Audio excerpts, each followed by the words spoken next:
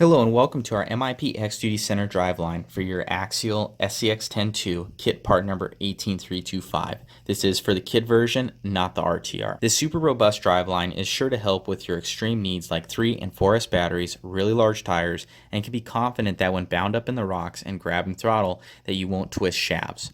Also, these X-Duties are not light, which helps keep weight low to help with crawling over those difficult obstacles.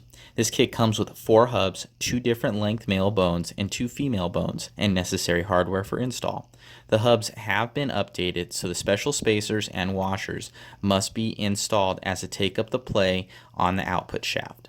Beyond the normal install on the 5mm outputs, upon assembly, you will need to clearance some plastic areas on the rear bone install.